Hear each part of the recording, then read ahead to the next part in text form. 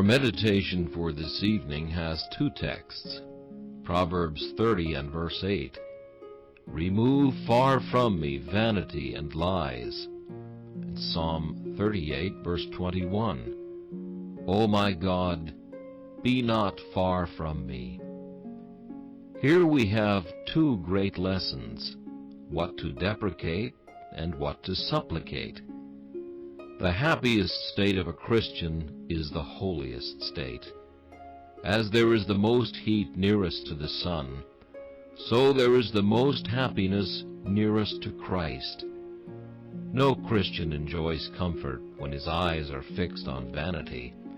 He finds no satisfaction unless his soul is quickened in the ways of God.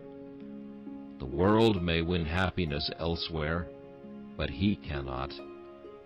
I do not blame ungodly men for rushing to their pleasures. Why should I? Let them have their fill. That is all they have to enjoy.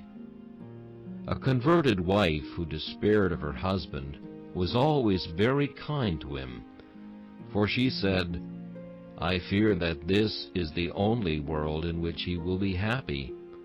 Therefore I have made up my mind to make him as happy as I can in it.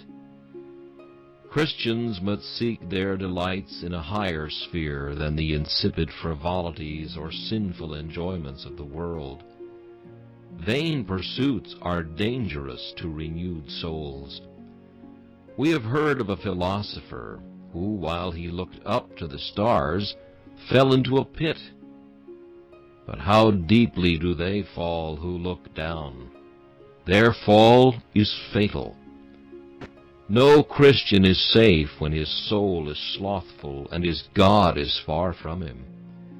Every Christian is always safe as to the great matter of his standing in Christ, but he is not safe as regards his experience in holiness and communion with Jesus in this life. Satan does not often attack a Christian who is living near to God. It is when the Christian departs from his God, becomes spiritually starved, and endeavors to feed on vanities, that the devil discovers his advantage hour. He may sometimes stand foot to foot with the child of God who is active in his master's service, but the battle is generally short. He who slips as he goes down into the valley of humiliation every time he takes a false step invites Apollyon to assail him. Oh, for grace to walk humbly with our God!